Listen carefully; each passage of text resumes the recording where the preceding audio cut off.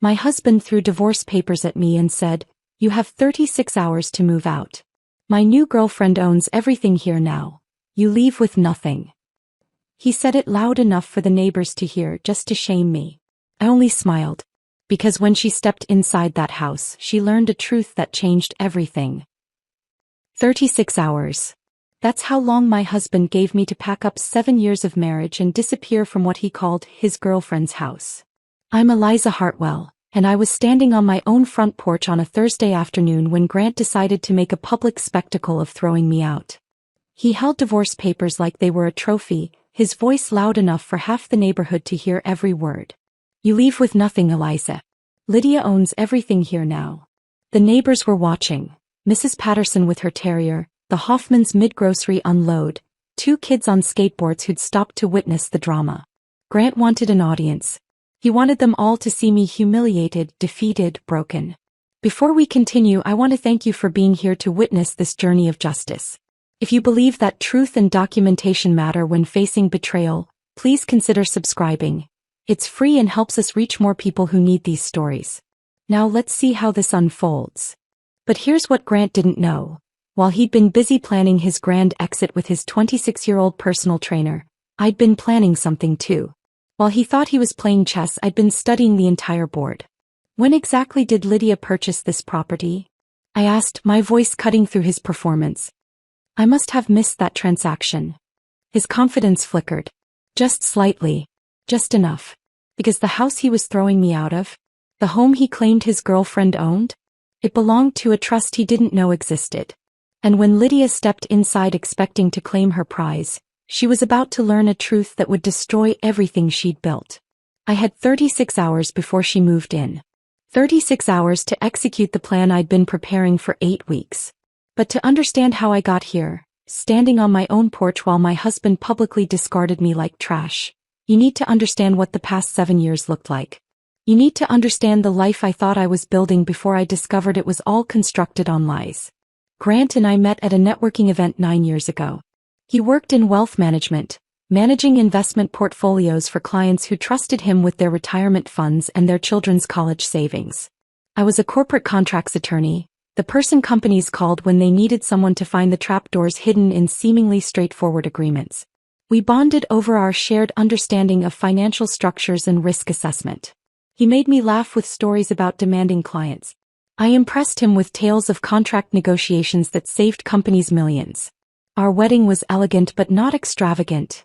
150 guests at a country club in Westchester, a honeymoon in Napa Valley, a shared commitment to building something solid and lasting. We bought the Ridgewood house 5 years ago, a colonial with good bones in a neighborhood where everyone knew everyone. Grant thought we bought it together. I'd actually purchased it through the Hartwell Family Trust using my inheritance from my grandmother's estate, but Grant never paid attention to those details. He assumed joint ownership because that's what married couples do, and I never corrected him because it didn't seem important at the time. My mother Margaret had insisted on the trust structure. She was a forensic accountant who'd spent 40 years tracking money through corporate labyrinths, finding the numbers people desperately wanted to hide. She raised me alone after my father died when I was 12, and she taught me to be thorough in everything, to look for patterns, to trust my instincts when something felt wrong, to always protect myself legally even when it seemed unnecessary. "Eliza," she'd said when I told her about buying the house, "always read what's not written on the page. Put it in the trust. Keep it separate. You never know when you'll need that protection." I thought she was being paranoid. My marriage was solid. Grant was a good husband. We had the kind of life that looked perfect from the outside. Sunday brunches at the country club where Grant networked and I smiled politely, summer barbecues where we grilled expensive cuts of meat for neighbors who discussed property values and school district ratings, annual vacations to Cape Cod where we walked beaches and pretended our marriage was as picturesque as the lighthouse postcards in every gift shop. Our neighborhood was the type where everyone maintained careful facades. Mrs. Patterson walked her terrier past our house every morning at 7:15. Always waving, always commenting on the weather, never acknowledging that her own marriage had quietly collapsed 2 years ago.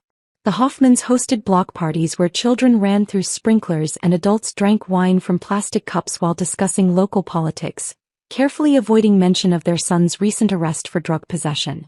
Young couples pushed expensive strollers down tree-lined streets, their lives seemingly mapped out in increments of school years and mortgage payments, none of them admitting that beneath the surface aesthetics, everyone was struggling with something. I thought Grant and I were different. I thought we had something genuine beneath our own carefully maintained surface. The first crack appeared on a Tuesday evening in early September when Grant came home 2 hours late smelling like expensive perfume that wasn't mine. He claimed he'd been at a client dinner, but his shirt collar had lipstick on it, a shade of burgundy red I'd never worn. I didn't confront him right away. Instead, I did what my mother trained me to do. I watched. I listened. I began reading the spaces between his words. "Client dinner ran late," he said, loosening his tie and avoiding eye contact. "You know how it gets with these high-maintenance portfolio holders. They want to discuss every market fluctuation over expensive wine." I nodded, smiled, asked if he'd eaten enough. But my mind was already cataloging details. The way he turned away when he took off his jacket, the way he went straight to the bedroom instead of joining me in the living room like he usually did, the way the shower ran for 20 minutes instead of his typical 10. The lipstick stain was gone when he emerged, his collar now pristine. But I'd already photographed it with my phone. Grant's sudden fitness obsession started the next week. He joined an upscale gym in Paramus that cost more per month than most people's car payments. Designer workout clothes appeared in our closet, brands I'd never heard of with price tags I accidentally saw before he removed them. Protein powders lined our kitchen counter in flavors with names like Tropical Paradise Recovery and Midnight Chocolate Performance Blend. He talked constantly about his new personal trainer Lydia, how she was helping him optimize his performance, unlock his potential, realign his energy centers. "She's a genius," he said one morning while mixing a green smoothie that smelled like grass clippings and disappointment. "She understands the connection between physical wellness and financial success. Most trainers just count reps, but Lydia sees the whole picture. She's helping me develop discipline that translates directly to my portfolio management." I asked what she charged for this transformative wisdom. He waved the question away. "It's an investment in myself, Eliza. You of all people should understand the value of professional development." At first, I told myself this was standard midlife crisis territory. Grant was 42, maybe he'd looked in the mirror one morning and seen his father's face staring back. The gym membership, the protein powders, the new clothes. These were classic symptoms of a man trying to recapture something he thought he'd lost. But then came the business trips. Scottsdale in late September. Miami in early October. Burlington, Vermont in mid-October. When I asked about these destinations, Grant had smooth explanations. Scottsdale was a wealth management conference. Miami was a client meeting with a retired executive. Burlington was a potential new client who preferred meeting on his home turf. The explanations were practiced, almost believable. Almost. I pulled up our credit card statements one night while Grant showered after another late gym session. The charges told a different story. The Scottsdale conference included spa services at a luxury resort, couples massage, romantic dinner for 2, upgraded suite. The Miami client meeting featured boutique hotel charges and reservations at restaurants that specialized in intimate candlelit experiences. Burlington showed purchases from lingerie boutiques and wine bars. My stomach dropped, but my mind stayed sharp. This was what my mother had trained me for. The moment when emotions wanted to override logic, when hurt threatened to cloud judgment. I forced myself to breathe slowly, to think clearly, to document everything. I could have confronted him right then. Could have walked into that bathroom and thrown the credit card statements at him while he stood wrapped in a towel, vulnerable and caught. Could have demanded explanations, apologies, the truth. But my mother's voice echoed in my head. Never show your hand until you know the full game. So I started my own investigation. I accessed Grant's phone location through our family plan, a feature he'd forgotten we'd activated years ago. His patterns emerged quickly. The Paramus gym 5 days a week, yes, but also regular stops at an address in Hoboken, weekend trips to locations that didn't match any gym or office, midday departures to restaurants and hotels scattered across northern New Jersey. I reviewed 6 months of bank statements, highlighting every suspicious transaction. Grant had been withdrawing cash regularly, $500 here, $1,000 there, always in amounts calculated to stay beneath my notice threshold. Together they added up to nearly $20,000. Then I found the payments to LB Consulting, $15,000 over 4 months, listed as business advisory services. But when I searched for LB Consulting, I found nothing. No website, no business registration, no tax identification number. The company didn't exist. That's when I knew this wasn't just an affair. This was something more calculated, more organized, more dangerous. My mother came to visit that weekend. We sat in my kitchen drinking coffee while Grant was at the gym, and I told her everything. She listened without interruption, her forensic accountant's mind processing patterns and possibilities. Eliza, men like Grant don't just have affairs. They have patterns. If he's giving money to this woman, he's not the only one. Together we found Lydia Brennan's Instagram. Yoga poses on pristine beaches, green smoothies in aesthetically perfect glasses, inspirational quotes superimposed over sunrise photos. Her bio claimed she was a certified personal trainer and wellness coach building her business from the ground up. But the photos told a different story. Designer workout gear that cost hundreds per outfit. Luxury vacations to Bali, Tulum, the Maldives. A white Range Rover. Meals at restaurants where entrees started at $60. This isn't a struggling entrepreneur, my mother said quietly. This is someone with multiple income streams. Dig deeper. Find out who else is paying her bills. I spent the next 2 weeks building a complete profile of Lydia Brennan. I traced her digital footprint across platforms, followed her location tags, analyzed her posting patterns, cross-referenced her testimonials with public records. What I discovered made everything clear. Grant wasn't having an affair. He was being conned. And so were at least 4 other people whose names appeared on Lydia's website, praising her transformative training and life-changing guidance. The game was bigger than I'd imagined. And now, standing on my porch with 36 hours until Lydia moved into my house, I was ready to play it. I climbed the stairs to our bedroom with deliberate slowness, letting Grant stew on the porch with his audience of shocked neighbors. My briefcase felt heavier than usual, not from the contract documents inside, but from the weight of what I was about to set in motion. The bedroom looked exactly as it had that morning when I'd left for work. Our king-sized bed with the duvet Grant never learned to straighten properly. The dresser with his cologne bottles arranged like trophies. The closet where his designer workout clothes now outnumbered his business suits 3-1. Everything appeared normal, comfortable, unchanged. But nothing was normal anymore. I set my briefcase on the bed and pulled out my laptop. Through the window I could see Grant still standing on the front porch, his phone pressed to his ear. Probably calling Lydia to tell her about his triumphant eviction performance. Probably expecting praise for how decisively he'd handled his soon-to-be ex-wife.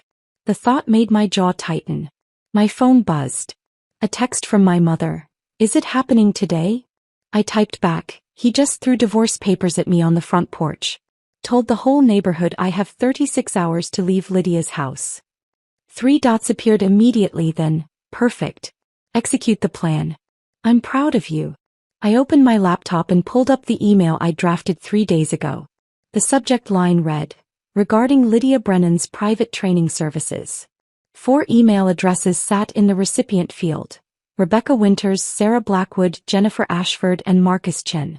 For people whose lives were about to intersect with mine in ways none of us could have predicted 2 months ago. The attachments were ready.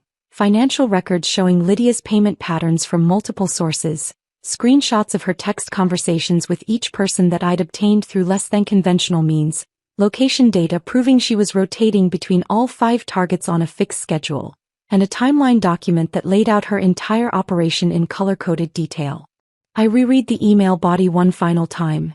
Dear Ms. Winters, Ms. Blackwood, Ms. Ashford, and Mr. Chin. I believe we share a common interest, and I think it's time we had a conversation about the specialized personal training program that has been enriching our lives and emptying our bank accounts. Please see the attached documentation. I suggest we speak this evening. Best regards, Eliza Hartwell. Professional. Direct. Impossible to ignore. I checked the time. 4:32 p.m. I'd planned to send this at 4:47 p.m., exactly the moment when most professionals were wrapping up their workday but hadn't yet left the office. Maximum chance of immediate reading, minimum chance of it getting lost in an evening email flood. Downstairs I heard the front door open and close. Grant's footsteps moved through the house. Heavy, agitated, purposeful. He was looking for me. I closed my laptop and waited. His footsteps climbed the stairs, paused outside our bedroom door, then continued down the hallway to the guest room. I heard drawers opening, the sound of something being moved. What was he doing? I stood and walked to the hallway.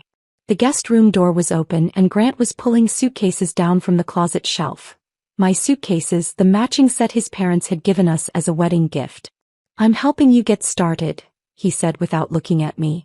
"You said you had questions about the property ownership, but that doesn't change the fact that you need to be out by Saturday afternoon. Lydia's moving truck is coming at 2 o'clock. The audacity of it, helping me pack to leave my own house."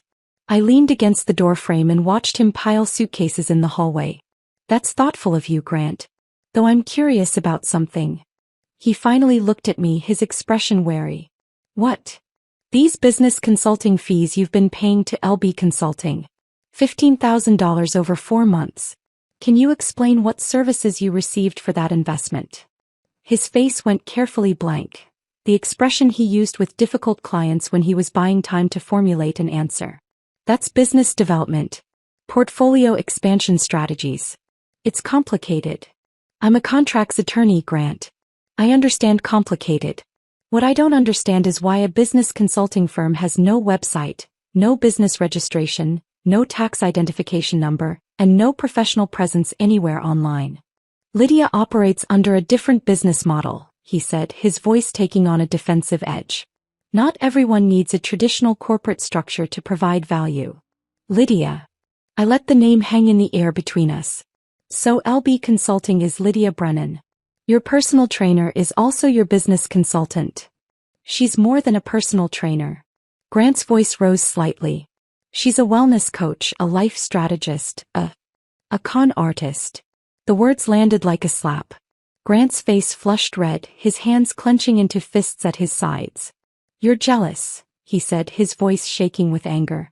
"You can't stand that I've found someone who actually supports my growth, who understands my potential, who's also taking money from Rebecca Winters, Sarah Blackwood, Jennifer Ashford, and Marcus Chin using the exact same playbook she used on you." Grant froze. His mouth opened, closed, opened again. "What are you talking about?" I checked my watch. 4:46 p.m. Perfect timing. "I'm talking about the fact that your girlfriend is running a rotation system across northern New Jersey. Monday mornings with Rebecca, who thinks she's helping Lydia escape an abusive ex-boyfriend. Tuesday and Thursday afternoons with Sarah, who believes she's supporting Lydia through a family medical crisis. Wednesday evenings with Jennifer, who's convinced she's funding Lydia's professional certifications. Friday lunches with Marcus, who thinks he's investing in her startup business. And weekends with you, who believes he's her financial knight in shining armor." The color had completely drained from Grant's face. He looked like someone had just explained that gravity was optional and he'd been flying all along without realizing it. "That's not true," he whispered. "You're making this up too." "To what, Grant?" "To save a marriage you just publicly destroyed on our front porch." I pulled out my phone and opened Lydia's Instagram, turning the screen so he could see her carefully curated feed. "Look at the location tags. Look at the timestamps. Cross-reference them with your own calendar and you'll see the pattern." His hand trembled as he took my phone, scrolling through the posts. I watched his face change as he processed what he was seeing. The Monday morning yoga posts from Montclair, the Tuesday afternoon boutique visits in Short Hills, the Wednesday evening wellness dinners in Summit, the Friday restaurant photos from Tenafly. "She told me those were client sessions," he said weakly. "Training appointments with other people." "She told you the truth. She just didn't specify what kind of training she was providing." I took my phone back and opened the email app. "Which is why I think it's time we all had a conversation about Lydia's specialized services." Grant looked at me like he was seeing a stranger. "What did you do?" "What any good attorney does when she discovers fraud. I documented everything, built an airtight case and contacted the other victims." I showed him the email draft, letting him read the subject line and recipient names. "In approximately 45 seconds, I'm going to send this email to 4 people who are going to be very interested in comparing notes about their experiences with Lydia Brennan."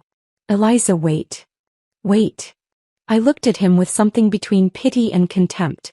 "You just threw divorce papers at me on our front porch and told me I have 36 hours to leave the house my girlfriend supposedly owns. You humiliated me in front of our entire neighborhood. You expected me to collapse in tears and beg you to reconsider. But here's what you forgot, Grant. I'm not some suburban housewife whose identity is wrapped up in her marriage. I'm a contracts attorney who specializes in finding the traps hidden in seemingly straightforward agreements. And your girlfriend? She's the most poorly structured scam I've ever seen. I hit send at exactly 4:47 p.m. The email disappeared from my outbox, launched into the digital void, heading toward 4 people whose lives were about to change in ways they couldn't yet imagine. Grant stared at my phone like it was a weapon I just fired. What have you done? I've given 4 people the information they need to make informed decisions about their relationships with Lydia. What they do with that information is up to them. I walked past him toward the bedroom. Now if you'll excuse me, I have some calls to prepare for. I expect Rebecca Winters will reach out first. She's an attorney, she'll recognize the legal implications immediately. Sarah will probably call second, once she's had time to review the financial documentation. Jennifer and Marcus might take a bit longer to process. Eliza. Grant's voice cracked. If what you're saying is true. It is. Then she's been. He couldn't finish the sentence. I paused in the bedroom doorway and looked back at him standing in the hallway surrounded by my suitcases, his face the color of old newspaper, his expensive suit suddenly looking like a costume he'd borrowed for a role he didn't understand. You've been conned, Grant. Systematically, expertly, and completely. And in about 15 minutes, when your phone starts ringing with calls from 4 very angry people who've just discovered they were conned by the same woman, you're going to realize exactly how thoroughly your perfect plan has fallen apart. I closed the bedroom door, sat down at my desk, and opened my laptop. My phone was already starting to buzz with incoming notifications. The first call came at 5:03 p.m. Rebecca Winters. Right on schedule. I let it ring twice before answering. Ms. Winters. Thank you for calling so quickly. Her voice was controlled, but I could hear the fury underneath. Mrs. Hartwell. I received your email. These are serious allegations you're making. I'm a contracts attorney, Ms. Winters. I don't make allegations. I present evidence. Through the bedroom door I could hear Grant's phone ringing. Then ringing again. Then again. The next 36 hours were going to be very interesting. Rebecca Winters spoke with the precision of someone who'd spent years in courtrooms. Mrs. Hartwell, I'm a divorce attorney. I've seen every manipulation tactic in the book. What makes you certain this isn't just a misunderstanding or coincidence? I opened the folder on my laptop labeled LB Consulting Research. 8 weeks of investigation that told a story Grant couldn't even imagine. Ms. Winters, I'm going to share my screen with you. What you're about to see is documentation I've been compiling since early September. Through the bedroom door I could hear Grant's phone ringing constantly now. His voice carried up the stairs, confused and defensive as he tried to answer multiple calls. I pulled up the first document, Lydia's website testimonials page. 5 glowing reviews from satisfied clients. Rebecca Winters, divorce attorney. Sarah Blackwood, boutique owner. Jennifer Ashford, pharmaceutical executive. Marcus Chin, hedge fund manager. And Grant Hartwell, wealth management advisor. Rebecca's silence on the other end was heavy. Then, I wrote that testimonial 6 months ago. She asked me to share my transformation story. I thought I was helping her build credibility. You were helping her build a client list, I said. Look at the pattern. All 5 of you are married professionals with significant assets working in finance or high-level business. That's not coincidence, that's target selection. I heard her breathing change faster now. Send me everything you have. I want to see all of it. I'm sending it now, but I need you to understand something first. This investigation took me 2 months. I tracked her location patterns, cross-referenced credit card charges, accessed public records, analyzed social media activity. What I found is a systematic operation running across northern New Jersey with mathematical precision. My second call came through while I was still talking to Rebecca. Sarah Blackwood. I put Rebecca on hold and answered. Is this some kind of joke? Sarah's voice shook with barely controlled rage. Because if you're trying to blackmail me or... Ms. Blackwood, I'm not trying to blackmail anyone. I'm trying to show you that you're not alone in this situation. Can you tell me how much you've paid to LB Consulting over the past 7 months? Pause.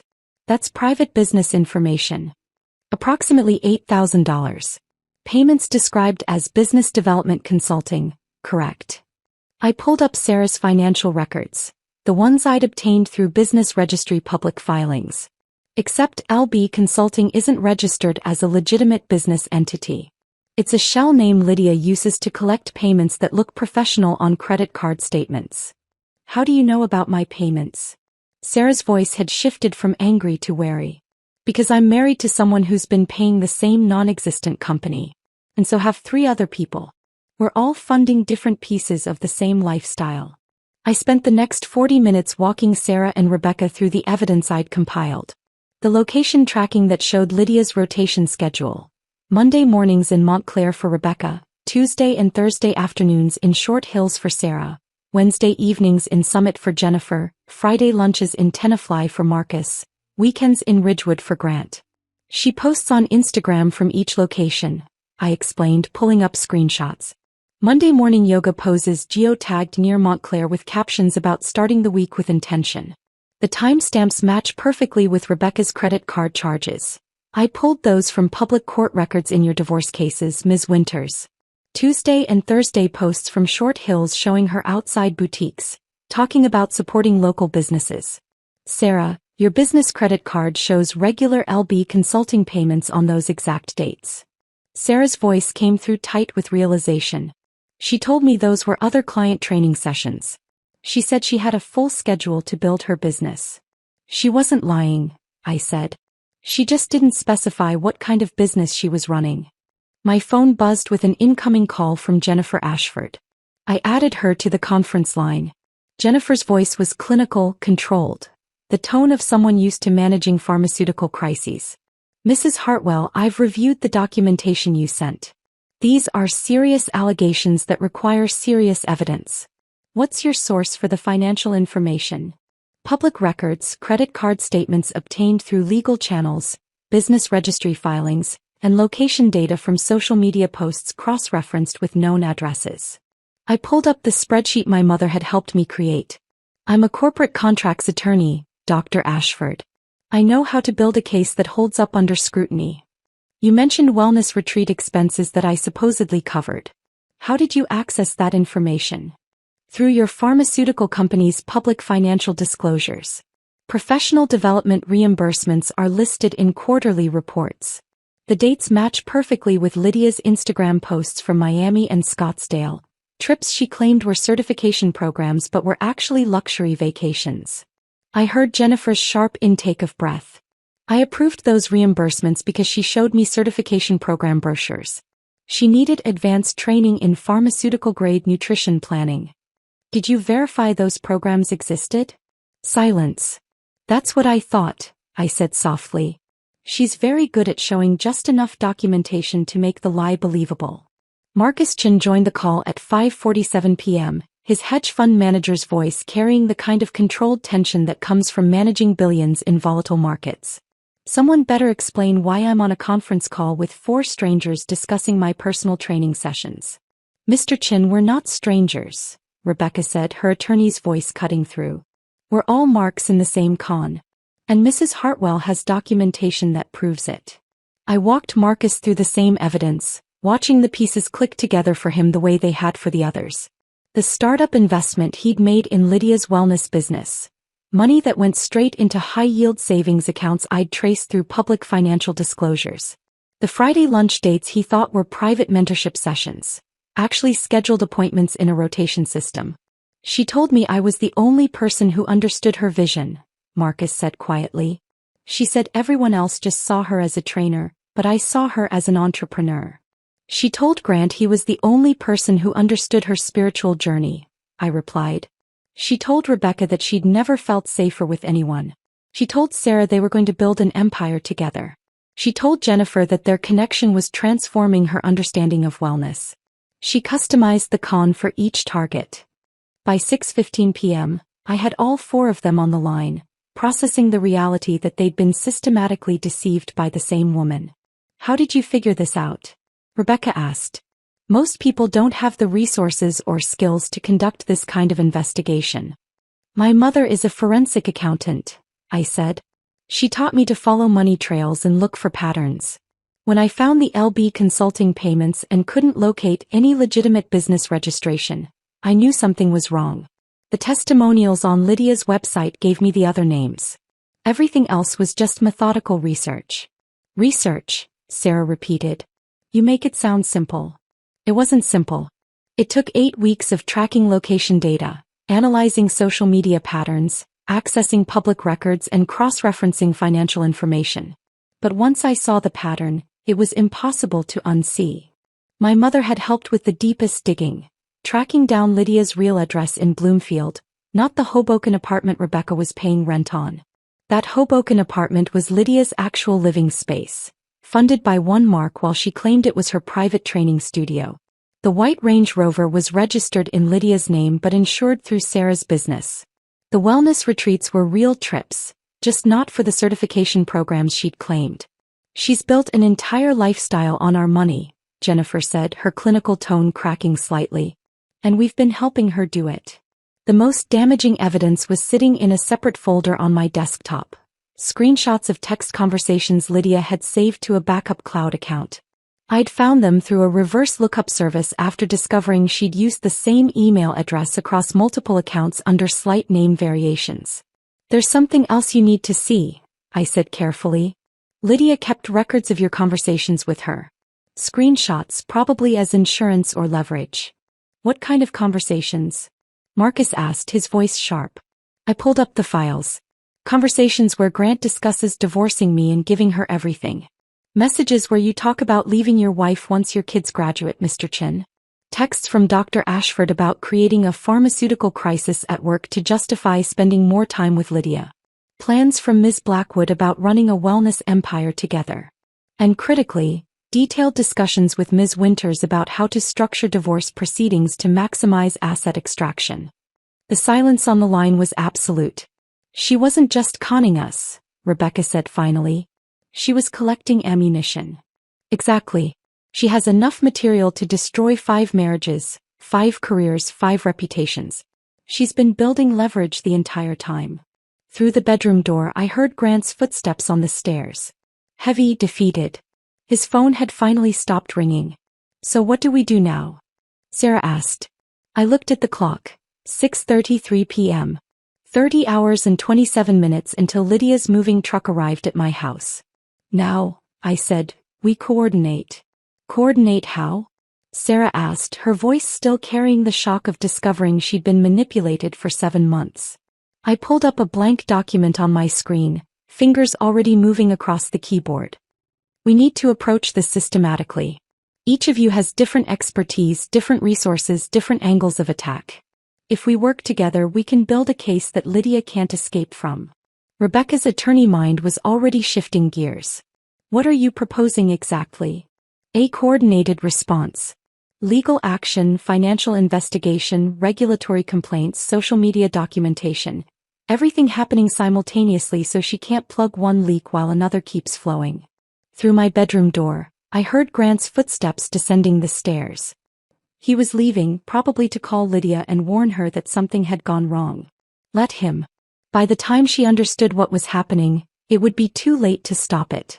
I'm listening, Marcus said. What do you need from each of us? I opened a new group chat on my phone, a secure messaging app my office used for sensitive client communications. First, we need a secure channel. I'm creating a group chat now. Everyone check your phones. 4 notification sounds pinged through the conference line as I added them one by one. Rebecca, you're a divorce attorney. You understand fraud, you know how to file complaints with the right authorities, you can build the civil case framework. Can you handle the legal structure? Absolutely. I've already started mentally cataloging the charges. Fraud across multiple counties, identity theft through false business entities, tax evasion. If she's been collecting this much unreported income, the IRS is going to be very interested. Good. Sarah, you run multiple businesses. You understand social media, branding, online presence. Can you document everything on Lydia's platforms before she has a chance to delete it? Sarah's voice came through sharper now, focused. I can do better than that. I have software that captures entire websites in real time. Every testimonial, every post, every claim she's made. I can preserve it all with timestamps and metadata. She won't be able to claim anything was doctored. Perfect. Jennifer, you work in pharmaceuticals. You mentioned she sold you supplements claiming they were pharmaceutical grade. Can you coordinate with regulatory bodies about unlicensed sales? Jennifer's clinical tone returned. The FDA has a division specifically for this. If she's been selling products claiming medical benefits without proper licensing, that's federal jurisdiction. I can make the right calls tomorrow morning. Marcus, you manage investment portfolios. You understand money trails, banking systems, financial structures. Can you follow her accounts and trace where all this money has been going? Marcus's response was immediate. I have contacts at 3 major banks and 2 financial investigation firms. If she's running money through shell accounts, we'll find them. Money always leaves traces. Then we have our team. I pulled up a fresh spreadsheet, creating columns for each person's responsibilities. We move fast, we stay coordinated, and we don't give her time to cover her tracks. Rebecca's voice cut through with the precision of someone who'd managed hundreds of legal cases.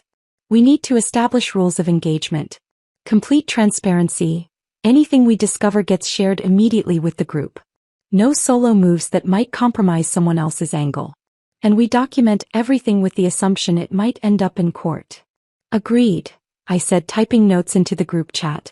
Sarah, start with her Instagram, Facebook, LinkedIn, anything with a digital footprint. Capture everything tonight. Already on it. I'm screen recording her entire Instagram feed as we speak. Jennifer, draft an outline of what you know about her supplement sales. Product names, claims she made, prices she charged, any documentation she provided about certifications or licensing. I have emails going back 4 months.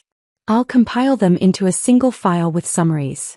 Marcus, pull together everything you have on the money you invested in her supposed startup.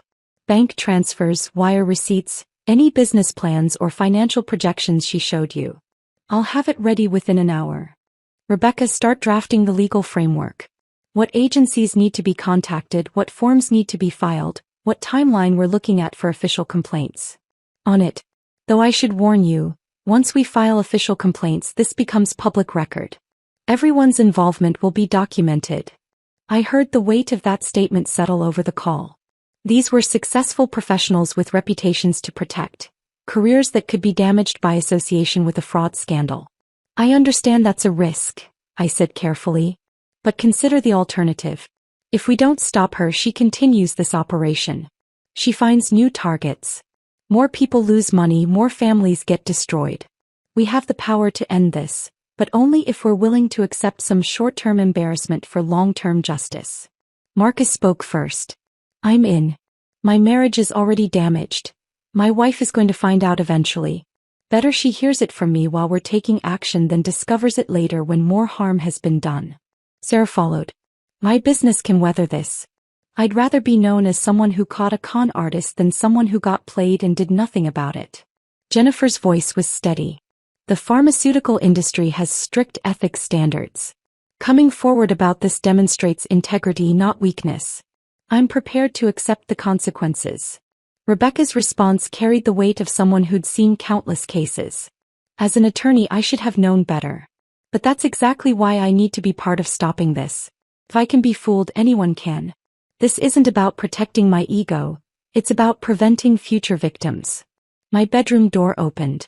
Grant stood in the doorway, his face pale, his expensive suit rumpled.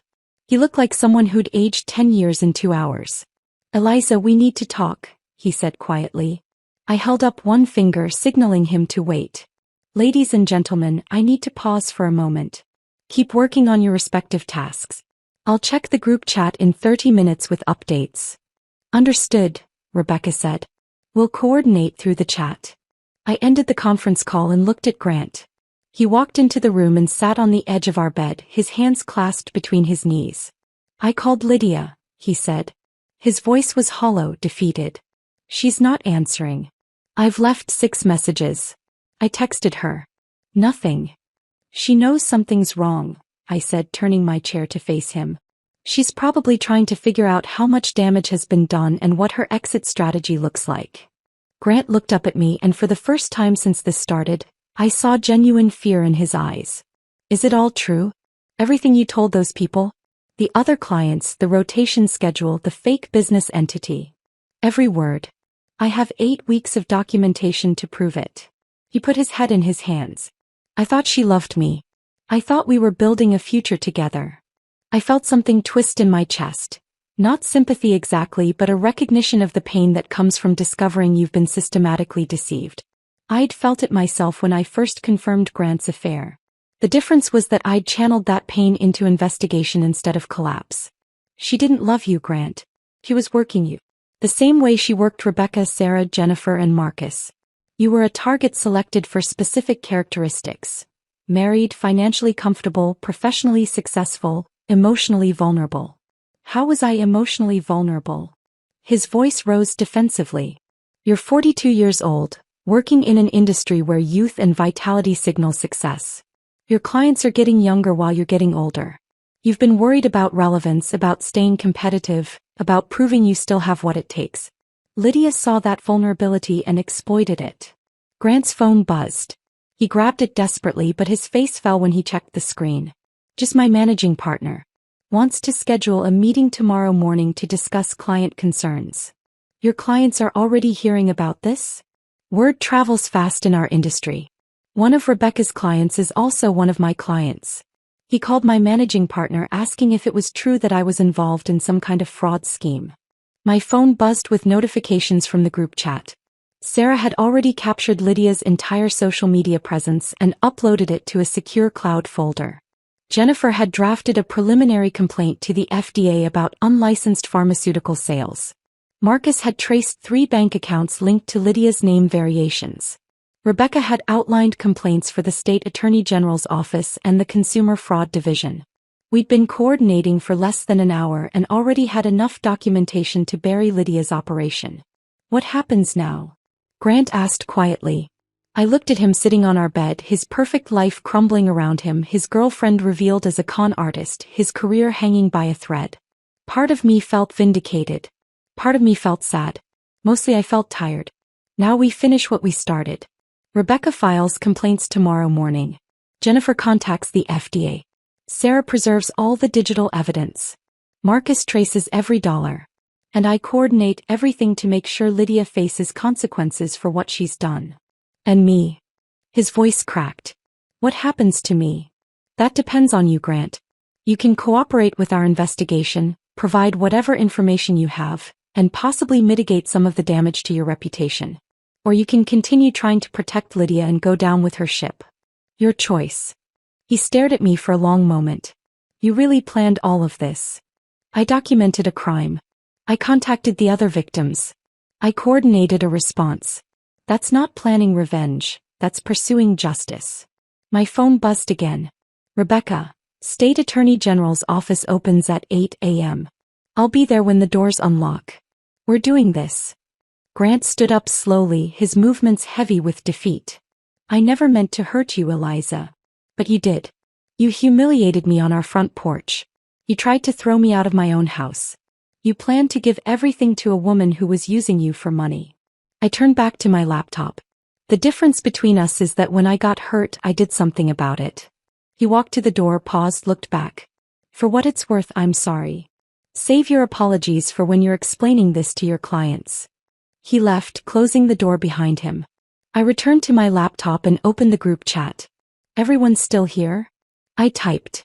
For immediate responses, yes. Here. Ready. Confirmed.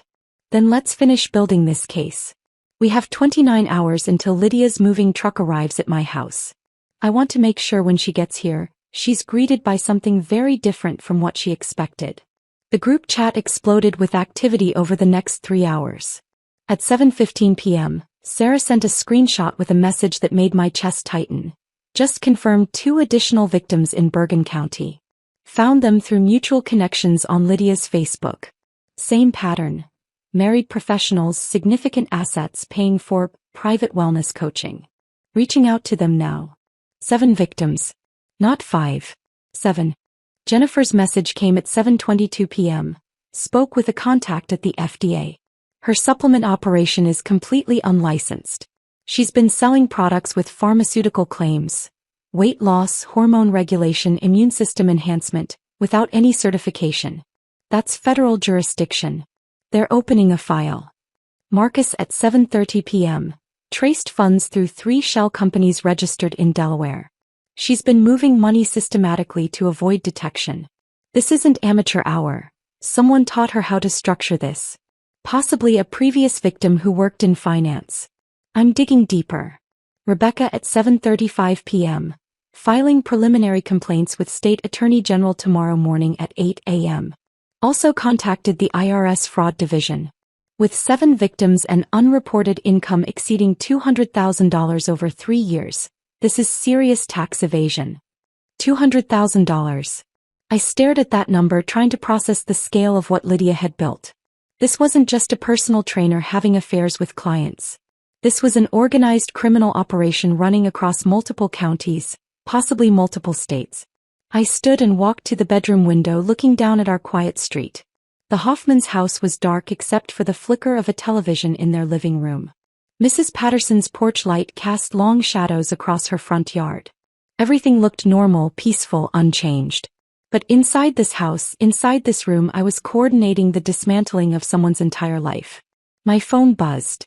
A text from my mother. "How's it going?" I typed back, 7 victims now. Federal charges likely. Everything converging faster than I expected. Her response was immediate. "You're doing the right thing. Stay focused." I heard the front door open downstairs. Grant coming back inside after another unsuccessful attempt to reach Lydia by phone. His footsteps moved through the house. Kitchen, living room, his home office. Searching for something or maybe just avoiding coming back upstairs to face me.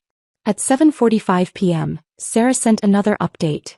One of the new victims, Helen Torres, pharmaceutical rep from Ridgefield, says Lydia told her she was planning to settle down with a wealthy advisor who was divorcing his wife. Helen gave her $20,000 as an investment in their future business together. That wealthy advisor is Grant. My hands clenched around my phone. $20,000. From someone who thought she was investing in a partnership with my husband. I forwarded the message to Grant's phone with a simple note. "You should see this." 3 floors below I heard his phone chime. Then silence. Then a sound that might have been a groan or a sob. I couldn't tell which. Rebecca sent a voice message at 7:48 p.m. "Eliza, I need to warn you about something. Once we file these complaints tomorrow, things are going to move fast. Lydia will likely be contacted by authorities within 48 hours. She's going to know who initiated this investigation. You need to be prepared for her response. People like this don't go down quietly." I played the message twice, letting Rebecca's warning settle over me. He was right. Lydia had spent 3 years building this operation, collecting leverage, maintaining control. When she realized it was all collapsing, she would fight back with everything she had. At 7:50 p.m., headlights swept across my bedroom wall. I walked to the window and looked down to see Lydia's white Range Rover pulling into our driveway with deliberate confidence. She parked behind Grant's Mercedes, the vehicle's gleaming paint catching the streetlights. My breath caught in my chest. She was here. Here. 24 hours early. The driver's door opened and Lydia stepped out, wearing designer athleisure that probably cost $600. Black leggings with mesh panels, a matching sports bra under a cropped jacket, pristine white sneakers. Her blonde hair was pulled back in a high ponytail that swung as she moved. She looked like she'd stepped out of a luxury fitness magazine, all lean muscle and confident grace. She pulled an expensive leather duffel bag from the passenger seat, then walked to the back of the Range Rover and opened the hatch. Inside were boxes, actual moving boxes labeled with black marker. Kitchen, bedroom, bathroom. She'd already packed. She'd already labeled everything. She was moving in a full day early, probably to establish possession before I could react. I grabbed my phone and texted the group. "Our guest of honor has arrived. 24 hours early. She's unloading moving boxes. Are you ready for the reveal?" For responses came within seconds. "Rebecca, ready. Recording this on my phone from my office. Time-stamped documentation. Sarah, I'm screen recording everything. Got my camera set up. This is going to be incredible. Jennifer, document everything. Every word, every reaction. Marcus, about time. Let's end this." From downstairs, Lydia's voice rang out with practiced cheerfulness. "Grant, honey. I'm here. I know I'm early, but I couldn't wait another day. Should I start bringing my things in, or do you want to help me carry the boxes?" I heard Grant's footsteps moving quickly toward the front door. His voice was strained, uncertain. "Lydia, wait. We need to talk first." "Talk about what?" Her voice had that breathy quality she used when she wanted to sound vulnerable and appealing. "About our future? About finally being together? Grant, I've been so excited. I've already started planning how to redecorate. I think we should paint the living room a softer color, maybe add some plants, create a wellness space." "Lydia, something's happened." "Something with..." I appeared at the top of the stairs, my phone in hand, my expression carefully neutral. "Something with me," I said, my voice carrying down to the foyer with perfect clarity. "Something with the email I sent to Rebecca Winters, Sarah Blackwood, Jennifer Ashford and Marcus Chun about 3 hours ago." Lydia looked up at me, her expression flickering between confusion and calculation. She set down the duffel bag slowly, her body language shifting from eager to wary. Well, I continued, descending the stairs with deliberate slowness. "Lydia Brennan. Or should I call you by one of your other professional names? Though I suppose at this point, we should stick with your legal name since that's what will be on all the official documents." The effect was immediate and deeply satisfying. Lydia's confident smile froze, her face going through a rapid series of micro-expressions: surprise, concern, calculation, fear. Grant turned toward me with a look that said he was rapidly rethinking every decision he'd made in the past 6 months. "Eliza, I thought you'd be packing," Grant managed to say, though his voice had lost all its earlier conviction. I reached the bottom of the stairs and pulled out my phone, opening my email app and holding it so they could both see the screen clearly. "Oh, I've been very busy tonight, just not with packing. In fact, I've been on a fascinating conference call coordinating with some people who are extremely interested in meeting you, Lydia." Lydia's hand moved to her throat, an unconscious gesture of someone feeling exposed. "I don't know what you're talking about." "Really? Rebecca Winters doesn't ring a bell? The divorce attorney who's been paying rent on your Hoboken apartment for 9 months." I scrolled through my phone. "Or Sarah Blackwood, who's been covering the lease on that beautiful Range Rover you just parked in my driveway. Or Jennifer Ashford, who funded your luxury wellness retreats to Miami and Scottsdale. Or Marcus Chun, who invested $25,000 in your startup business that doesn't actually exist." Grant made a sound like he'd been punched. Lydia's face had gone completely pale, her eyes darting between me and the front door like she was calculating escape routes.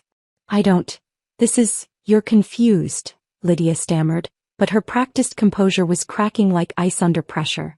I took another step toward her, my voice dropping to something quiet and dangerous. "I'm not confused. I'm a contracts attorney who spent 8 weeks documenting your entire operation. I know about the rotation schedule. Mondays with Rebecca, Tuesdays and Thursdays with Sarah, Wednesdays with Jennifer, Fridays with Marcus, weekends with Grant. I know about the fake business entity you used to collect payments. I know about the text messages you saved as leverage. I know about Helen Torres and the $20,000 she gave you as an investment in her future with my husband." Lydia's hand dropped from Grant's shoulder like she'd been burned. She took a step backward, her designer sneakers squeaking slightly on our hardwood floor. "Grant, she's lying," Lydia said, but her voice had lost its breathy appeal. "She's trying to destroy us because she's jealous. Because she knows we have something real." My phone rang, the sound cutting through the tension like a knife. I answered it on speaker because if I was going to destroy someone's carefully constructed empire, I might as well do it with theatrical precision. "Eliza, it's Rebecca Winters. I'm here with the others." I held the phone between us so Grant and Lydia could both hear clearly. "Hello, Rebecca. Perfect timing. Lydia just arrived at my house. 24 hours early. She's already unloading moving boxes." Rebecca's voice came through crisp and professional. "How interesting. Lydia, if you can hear me, I want you to know that I've just finished filing preliminary complaints with the State Attorney General's office, the Consumer Fraud Division and the IRS. I thought you might want to know what's coming." Lydia's face progressed from pale to gray to a sickly green color. Her mouth opened but no sound came out. Sarah's voice joined the call. "This is Sarah Blackwood. I've documented your entire social media presence. Every testimonial, every claim, every fabricated story. It's all preserved with timestamps and metadata. You can delete your accounts now, but it won't matter. We have everything. Jennifer's clinical tone cut through next. Dr. Jennifer Ashford. I've contacted the FDA about your unlicensed supplement operation. They're very interested in products claiming hormone regulation and immune system enhancement without proper certification. That's federal jurisdiction. Marcus's voice was last, cold and precise. Marcus Chin. I've traced your money through 3 shell companies registered in Delaware. The IRS is going to be fascinated by $200,000 in unreported income over 3 years. The silence that followed was so complete I could hear the vintage clock in the hallway ticking away the seconds. Lydia grabbed her duffel bag with shaking hands, backing toward the door. I smiled, watching her world collapse in real time. Leaving so soon? I asked. But you just got here. Lydia's hand tightened on her duffel bag. For a moment I thought she might actually run, just bolt out the door and disappear into the night. But instead she straightened her shoulders and tried one more time to salvage the situation. This is all a misunderstanding, she said, her voice losing that breathy quality and becoming harder, more calculating. Eliza, I don't know what Grant told you about our relationship, but you're clearly confused about. Confused.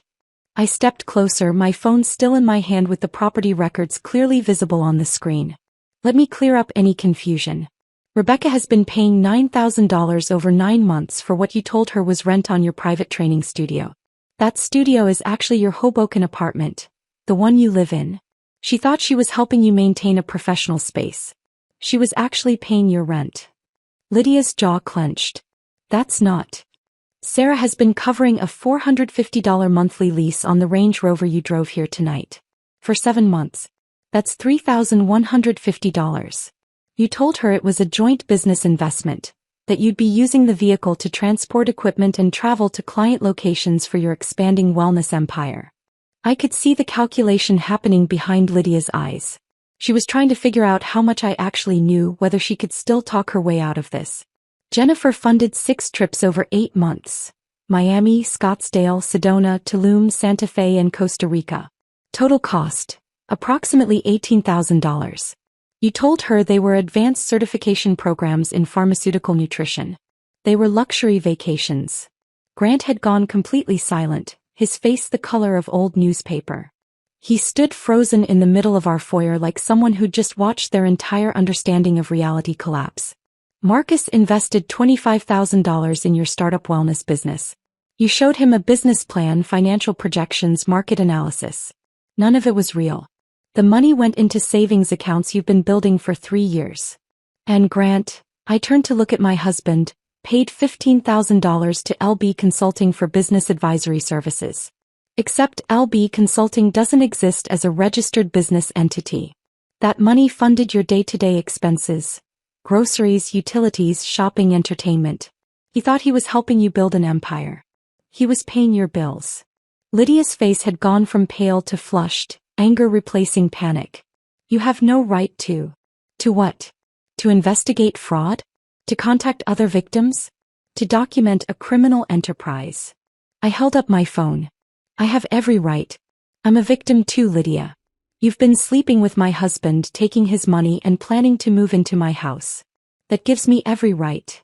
Through the phone speaker I could hear Rebecca typing. Eliza, I'm adding something to the group chat. Evidence that just came through from one of the new victims, Helen Torres. My phone buzzed. I opened the group chat and saw a series of screenshots. Text messages between Lydia and Helen, dated over the past 4 months. Grant, you should see this, I said, turning my phone toward him. He took it with shaking hands, scrolling through the messages. I watched his face change as he read Lydia's words to another woman. I've finally found someone who understands me. A successful financial advisor who's ending his marriage. We're going to build something beautiful together.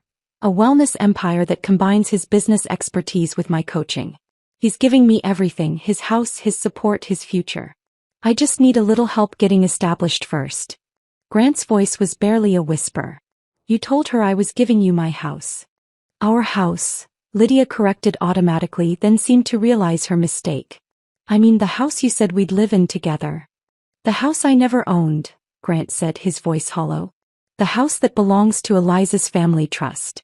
You built your entire plan around something that was never mine to give. Marcus's voice came through the phone speaker, cold and analytical. That's the fatal flaw in her operation. She's been promising each of us a different future. Retirement together, business partnership, spiritual connection, financial empire. But she never verified the actual assets. She assumed based on lifestyle and appearance. Classic con artist mistake. Greed overcomes due diligence. Lydia's mask finally cracked completely. The carefully constructed wellness influencer persona shattered. And what emerged was something harder, more desperate. You have no idea what it's like, she said, her voice shaking with rage. To watch people like you live in houses like this, drive expensive cars, take vacations, spend money like it's nothing. I worked hard for everything. I built relationships, I provided value, You ran a con, Rebecca's voice cut through from the phone. You systematically targeted married professionals, identified their vulnerabilities, customized emotional manipulation for each person, and extracted money under false pretenses. That's not building relationships. That's fraud. Sarah's voice joined in. I believed you when you said you were struggling. I wanted to help. I gave you access to my business accounts because I thought we were partners. You betrayed that trust. Jennifer's clinical tone was devastating in its precision. The supplements you sold me contained undisclosed ingredients. I had them tested after reading Eliza's email. They're not just unlicensed, they're potentially dangerous. People could have been seriously harmed. Lydia's eyes darted between the phone, the door, Grant, and me. She was cornered and she knew it. This is entrapment, she said, grasping at anything. You coordinated this attack, you conspired against me. Victims coordinating a response isn't entrapment, Rebecca said. It's justice. And tomorrow morning when I walk into the State Attorney General's office, they're going to agree. Grant finally found his voice. How many? He asked Lydia. How many people have you done this to?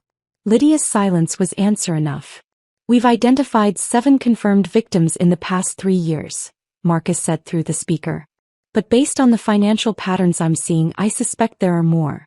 Probably dating back 5 or 6 years, possibly in other states before she established her operation in New Jersey. Grant set my phone down on the hall table and looked at Lydia like he was seeing her for the first time. I told you about my clients. I told you about my career. I talked about getting divorced, about building a future together.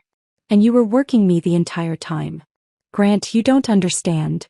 I understand perfectly. His voice was flat, empty of emotion. I was a target. That's all I ever was. Lydia made one last desperate attempt to control the narrative. Fine. You want the truth? Yes, I took money from people who could afford to give it. Yes, I told different stories to different people. But I provided value. I helped you get in shape, Grant. I gave Rebecca emotional support during her divorce cases. I helped Sarah think through business strategy. I provided Jennifer with wellness guidance. Marcus got financial advice. Everyone got something. We got lies, I said quietly. Carefully constructed lies designed to extract maximum value. You studied each person, figured out what they needed emotionally, and sold them a fantasy while taking their money. Rebecca's voice came through with finality. Lydia, I've been a divorce attorney for 15 years. I've seen every manipulation tactic, every justification, every rationalization. What you just said, claiming you provided value while admitting you ran a con, that's going to look very bad in court. I'd recommend you stop talking and contact a lawyer. The fight went out of Lydia all at once. Her shoulders slumped, her carefully maintained posture collapsing. She looked suddenly smaller, younger, less like the confident wellness influencer and more like someone who'd been caught doing something terrible. I need to leave, she said quietly. That's the first honest thing you've said tonight, I replied. She picked up her duffel bag and walked toward the door. Grant didn't try to stop her. Neither did I. At the doorway she paused and looked back. For what it's worth, I did care about you, Grant. At least a little. Grant's laugh was bitter, broken. You cared about my bank account. Get out of my sight. Lydia opened the door and stepped out into the night. The Range Rover, Sarah's Range Rover, started with a smooth purr. The headlights swept across our front windows as she backed out of the driveway. We stood in silence, watching the taillights disappear down our tree-lined street. Through the phone speaker, Rebecca spoke first. That went better than I expected. She didn't deny anything. That's going to make the legal proceedings much simpler. She knew she was caught, Marcus said. No point in denying documented evidence. Sarah's voice carried a note of satisfaction. Did you see her face when you told her about the house ownership? That was beautiful. Justice usually is, Jennifer said quietly. I picked up my phone from the hall table. Thank you everyone.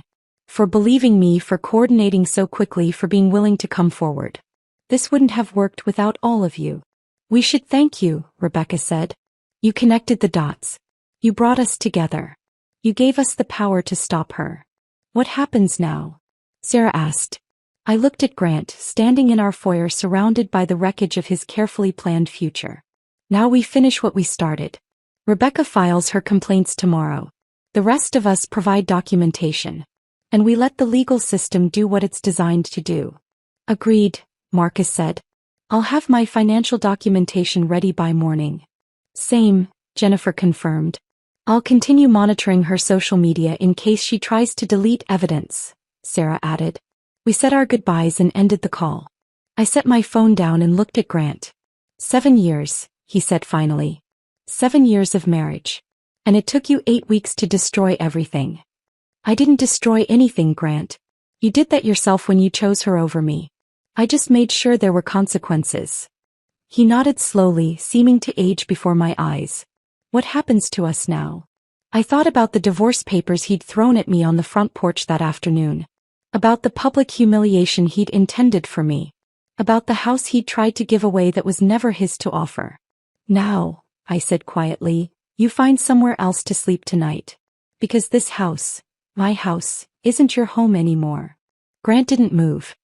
He stood in the foyer staring at the space where Lydia had been standing moments before, like if he looked long enough she might reappear and explain that this was all some terrible misunderstanding. Grant, I said quietly. I meant what I said. You need to find somewhere else to sleep tonight. He turned to look at me, his face going through a series of expressions. Anger, denial, desperation, and finally something that looked like acceptance. Where am I supposed to go? That's not my problem anymore. You can go to a hotel, you can call a friend, you can sleep in your car for all I care. But you're not staying in this house tonight. Eliza, please. Please what? Please forgive you? Please pretend you didn't throw divorce papers at me on our front porch this afternoon? Please forget that you tried to evict me from my own house so your con artist girlfriend could move in. My voice was rising despite my efforts to stay calm. You humiliated me in front of our entire neighborhood. You made me a spectacle. You expected me to collapse in tears and beg for another chance. Well, here's your reality check, Grant. I'm not begging. I'm done. He opened his mouth, closed it, opened it again. Can I at least pack some clothes? You have 15 minutes. Take what you need for a few days. We'll figure out the rest through lawyers. Grant climbed the stairs slowly, each step heavy with defeat. I heard him moving around in our bedroom, drawers opening, closet doors sliding, the sound of a suitcase zipper. Through it all, my phone kept buzzing with updates from the group chat. Rebecca at 8:47 p.m.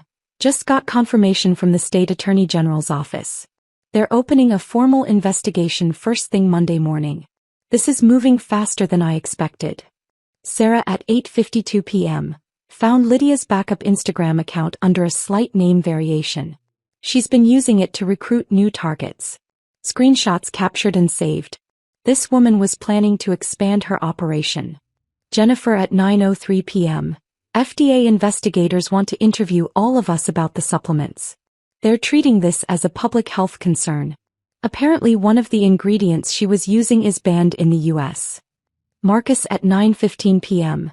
Traced the Delaware shell companies back to a business consultant in Atlantic City. Lydia didn't create this structure herself. Someone taught her. I'm digging into the consultant now. This might be bigger than just her operation.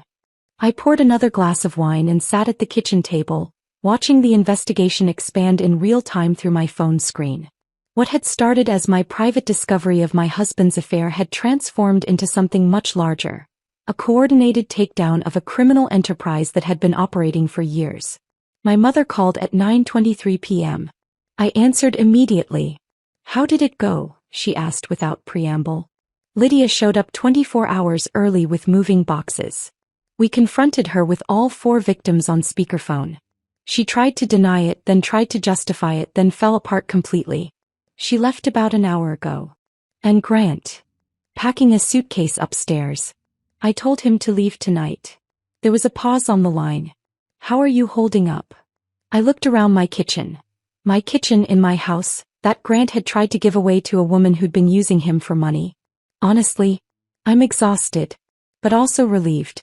Like I've been holding my breath for 8 weeks and can finally exhale. That's the adrenaline wearing off. The emotional processing will come later. Be prepared for that. I know. I took a sip of wine.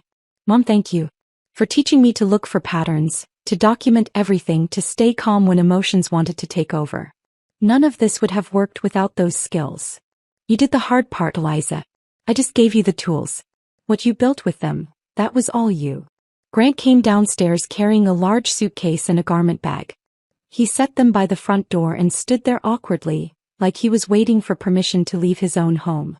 Mom, I need to go, I said. Grant's leaving. Call me tomorrow. We'll talk through next steps. I ended the call and looked at Grant. Is that everything you need? For now. He hesitated. Eliza, I know I don't have the right to ask this, but can we talk about the divorce? About how we handle this? We handle it through attorneys.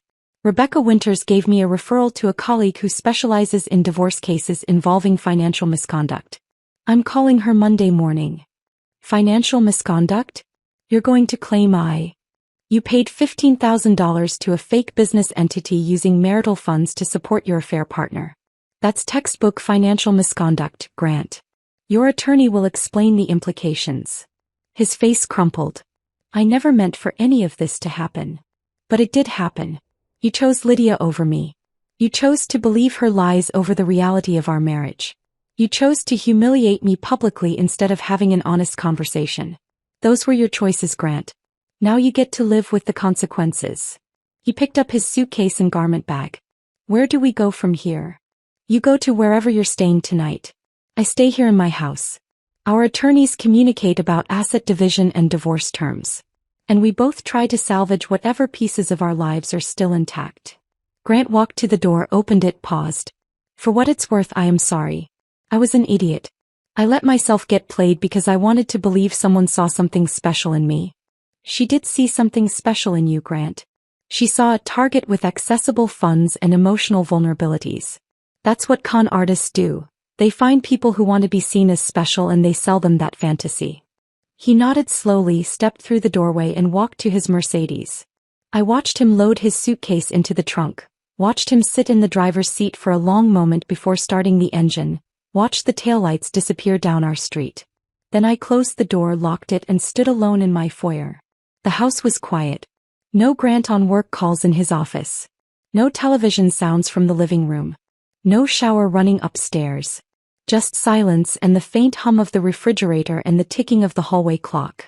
I walked through the rooms, turning on lights, reclaiming the space that had almost been taken from me. The living room where Grant and I used to watch movies. The kitchen where we'd had breakfast together for 7 years. The dining room where we'd hosted dinner parties. The home office where I'd spent 8 weeks building the case that would end our marriage. My phone buzzed. A text from Rebecca. How are you doing? I typed back. Grant just left. House is empty. I'm okay. Her response came quickly. First night is always hard. Call if you need to talk. Any hour. Sarah sent a message to the group chat. Just checking on everyone. Tonight was intense. We all okay? Jennifer, dealing with it.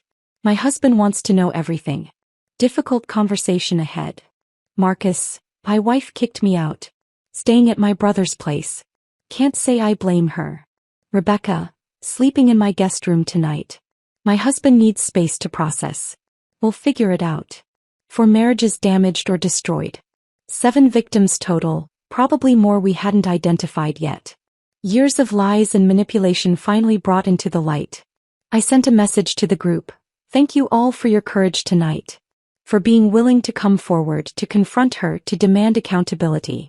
We're all dealing with the fallout, but we stopped her. That matters. Rebecca, it matters enormously. We saved whoever she was targeting next. Sarah, and we have each other now. That's not nothing. Jennifer agreed. We should plan to meet in person once the legal proceedings start. Present a unified front. Marcus, I'll coordinate schedules. We've become a team whether we planned to or not. I poured the rest of my wine down the sink, rinsed the glass and placed it in the dishwasher. Then I climbed the stairs to my bedroom. The bedroom that had been mine and Grant's but was now just mine. The room looked the same but felt different. The bed we'd shared. The dresser where his cologne bottles had sat until tonight. The closet where his clothes had hung next to mine. I changed into pajamas, washed my face, brushed my teeth. Normal nighttime routine in a life that had become anything but normal. My phone buzzed one more time. A text from my mother. Sleep well. Tomorrow starts the next chapter. I climbed into bed, turned off the light, and lay in the darkness listening to the house settle around me. Friday morning arrived with autumn sunlight streaming through my bedroom windows. I'd slept better than expected, exhaustion overriding emotional turmoil. My phone showed missed calls and text messages from before 7 a.m. The group chat had exploded overnight. Rebecca at 6:47 a.m. Just got off the phone with the prosecutor's office. They want to interview all of us Monday. Bring all documentation. Sarah at 6:52 a.m. My husband saw the news. Someone leaked the story to a local reporter. It's going to be public soon. Jennifer at 7:03 a.m. My pharmaceutical company is conducting an internal investigation. They want to know if I used company funds for personal matters. This is getting complicated. Marcus at 7:18 a.m. 3 of my investment clients called this morning. Word is spreading fast. My firm is in damage control mode. I checked the local news website. Sure enough, there it was. Local fitness instructor under investigation for multi-county fraud scheme. The article didn't name victims, but it laid out the basic structure of Lydia's operation. Multiple targets, fake business entities, unreported income, unlicensed pharmaceutical sales. My phone rang. Grant. I debated not answering, but curiosity won. What? Have you seen the news? His voice was panicked. It's everywhere. My managing partner called me at 6 this morning. They're putting me on administrative leave pending an internal review. That's not my problem, Grant. Eliza, please, can we at least coordinate our public statements? If we present a unified front. There is no unified front. You're a victim of a con artist and a perpetrator of financial infidelity. I'm a victim of both you and her. Those aren't the same position. But if the news connects us. When the news connects us, I'll tell the truth. My husband had an affair, misused marital funds, tried to evict me from my own house and got played by a professional con artist. All of that is factually accurate. That's going to destroy what's left of my reputation. You destroyed your reputation yourself, Grant. I'm just not covering for you anymore. I ended the call and blocked his number. The consequences were spreading like wildfire through our community, and I was standing at the center of the flames I'd lit. The weekend passed in a strange blur of silence and phone calls. Saturday morning, Rebecca contacted me about coordinating our statements for the prosecutor's office. Sunday afternoon, my mother drove up from her house to sit with me in the kitchen and review everything that had happened. You handled it perfectly, she said, reviewing the documentation on my laptop. Every piece of evidence is clean, properly sourced, legally obtained. They can't challenge any of this. What about Grant? I asked. Will he face charges too? Mom shook her head. He's a victim, even if he's also a perpetrator in your marriage. The prosecutor will focus on Lydia. Grant will face consequences through the divorce proceedings and his career damage, but that's civil, not criminal. Monday morning arrived with the weight of finality. Rebecca filed the official divorce petition at 9 a.m., citing irreconcilable differences and financial misconduct. By noon, Grant's attorney had responded requesting mediation. By 3 p.m., we were sitting in a conference room at Rebecca's law firm with both attorneys and a neutral mediator. Grant looked terrible. His expensive suit hung differently on him like he'd lost weight. Dark circles shadowed his eyes. His hands shook slightly as he paged through the divorce petition. This is excessive, his attorney said, pointing to the asset division proposal. Mrs. Hartwell is requesting 3/4 of liquid assets, full ownership of the marital residence and The marital residence was never marital property, Rebecca interrupted smoothly. It's owned by Hartwell Family Trust. Mr. Hartwell has no legal claim to it whatsoever. As for the liquid assets, we're prepared to demonstrate that Mr. Hartwell misused marital funds totaling $15,000 to support his affair partner's fraudulent operation. That constitutes financial infidelity under New Jersey law. Grant's attorney looked at him. Grant nodded slowly. I don't want to fight this. Mr. Hartwell, I'd advise you to. I don't want to fight, Grant repeated, his voice hollow. She's right.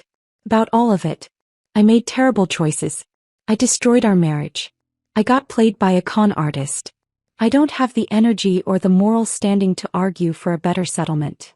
The mediation took 2 hours. By the end, we had a preliminary agreement that would be formalized within the week. I got the house, 75% of our joint savings, my full retirement account, and an acknowledgement in the divorce decree that Grant's conduct had been the primary cause of marital dissolution. Grant got his 401k, 25% of the joint savings, and the remainder of his dignity if he could find it. We signed the preliminary agreement in silence. As we stood to leave, Grant looked at me across the conference table. I hope you find someone better, he said quietly. Someone who actually deserves you. I didn't respond. There was nothing left to say. The legal proceedings against Lydia moved faster than anyone expected. By late October, the State Attorney General's office had built a comprehensive case incorporating testimony from 7 victims, financial records spanning 3 years, and evidence of systematic fraud across 4 counties. Lydia hired an attorney who tried to negotiate a plea deal. The prosecutor's office refused. They wanted this case to go to trial as a warning to others running similar operations. In November, Rebecca's law firm filed a class action civil suit on behalf of all identified victims. The lawsuit sought full restitution of all funds obtained through fraudulent means, plus damages for emotional distress and punitive damages to deter similar conduct. Marcus's financial investigation revealed that Lydia had been running variations of this con for 6 years, starting in Pennsylvania before moving to Connecticut and finally settling in New Jersey. The total amount of unreported income exceeded $400,000. The IRS filed separate charges for tax evasion. By December, Lydia's attorney was advising her to accept a plea agreement. She refused, apparently believing she could convince a jury that her victims had willingly given her money and that the relationships were genuine. Her trial was scheduled for March. Meanwhile, my life was rebuilding itself in unexpected ways. The divorce was finalized in early February, 4 months from the Thursday afternoon when Grant had thrown papers at me on the porch. The final decree awarded me everything Rebecca had negotiated, plus a clause prohibiting Grant from claiming any future interest in the house or my inheritance. My career had taken an interesting turn. Word had spread through legal circles about how I'd coordinated a multi-victim fraud investigation using public records research and strategic victim coordination. 3 law firms had contacted me about consulting on similar cases. A legal technology company wanted me to develop training materials for attorneys on recognizing and documenting financial fraud. I'd also started teaching that continuing education course I'd designed, Financial Fraud in Personal Relationships, Recognition, Documentation, and Legal Response. The first session had 23 attorneys enrolled. The second session had a waiting list. Rebecca, Sarah, Jennifer, Marcus, and I continued meeting monthly for dinner. What had started as a coordination group had evolved into genuine friendship. We'd been through something intense together, and that created bonds that normal social interactions couldn't match. At our February dinner, Sarah announced she was divorcing her husband. Not because of Lydia, she explained. Because the whole situation made me realize I'd been ignoring problems in my marriage for years. Sometimes it takes a crisis to see clearly. Jennifer shared that her husband had moved out but they were trying therapy. I'm not sure if we'll make it, she said honestly. But I need to know we tried everything before making a final decision. Marcus's marriage had survived, surprisingly. My wife said she'd already suspected I was having an affair, he told us. Finding out I was being conned instead of being unfaithful actually made it easier to forgive. We're in counseling but we're committed to rebuilding. Rebecca's marriage was also in counseling with cautious optimism about the outcome. My husband understands that I was vulnerable after handling so many difficult divorce cases. she said. Lydia targeted that vulnerability expertly. He's hurt, but he's willing to work through it. I was the only one whose marriage had completely ended. But I was also the only one who felt entirely at peace with that outcome. Grant had moved to a corporate apartment in Newark and was slowly rebuilding his client base. 3 clients had left him entirely. 5 had stayed, willing to give him another chance. He'd taken a salary cut to maintain his position at the firm, agreeing to additional oversight of his accounts and client interactions. He'd sent me an email in January. Not a request to reconcile, just an acknowledgement of what he'd lost and an apology for the pain he'd caused. I'd read it once and then deleted it. Some apologies come too late to matter. In March, Lydia's trial began. All 7 victims testified over 3 days. The prosecution presented financial records, text messages, social media evidence, and testimony from the business consultant in Atlantic City who'd taught Lydia how to structure her operation. The jury deliberated for 6 hours. They found her guilty on all counts: fraud, identity theft, tax evasion, and unlicensed pharmaceutical sales. Her sentencing was scheduled for April. She faced a minimum of 3 years in prison, potentially up to 7 depending on the judge's assessment of her conduct. The civil lawsuit was settled out of court when Lydia's attorney finally convinced her she would lose everything if it went to trial. She agreed to full restitution to all victims. Payments that would continue for 20 years after her release from prison, garnished directly from any wages she earned. My mother came to visit the weekend after the verdict. We sat in my kitchen, the same kitchen where this had all started, drinking coffee and talking about justice. "You did something important," she said. "Not just for yourself but for everyone she victimized. And for everyone she might have victimized in the future." "I just connected the dots," I said. "Anyone could have done it. But you did do it. That's what matters." I looked around my kitchen, my house, my space. Everything was quiet, peaceful, mine. For months had felt like forever when I was living through it. Now, sitting here with my coffee and my mother's approval and my hard-won peace, it felt like the fastest transformation of my entire life. I'd gone from humiliated wife being publicly evicted to divorced woman rebuilding her life on her own terms. I'd coordinated a multi-victim investigation that brought down a criminal enterprise. I'd turned a moment of public shame into a masterclass in strategic justice. And I'd learned exactly what I was worth, which was significantly more than I'd been accepting. My phone buzzed. A text from Rebecca. "Dinner next week? Sarah wants to celebrate the verdict." I typed back, "Absolutely. My house. I'll cook." As this was my house now. Fully, legally, completely mine. The house Grant had tried to give away. The house Lydia had tried to claim. The house that had been mine all along, even when I'd been too accommodating to insist on that truth. I opened my laptop and began planning the week ahead. Legal consultations on Tuesday and Thursday. Teaching my course on Wednesday evening. Dinner with my found family of fellow victims on Saturday night. A life rebuilt from wreckage. A career strengthened by crisis. Friendships forged in fire. The morning light filtered through my kitchen windows, warm and golden and exactly right. I took another sip of coffee and smiled. Justice had taken time, but it had perfect documentation and always collected every dollar owed. And I had learned to stand my ground, trust my instincts, and never again settle for less than I deserved. The house was quiet. The coffee was hot. The future was mine to design. And that was exactly how I liked it. If this story of calculated justice had you holding your breath, smash that like button right now. My favorite part was when Eliza revealed the property trust while Lydia stood there with her moving boxes. What was your favorite moment? Drop it in the comments below. Don't miss more empowering stories like this. Subscribe and hit that notification bell so you never miss an upload.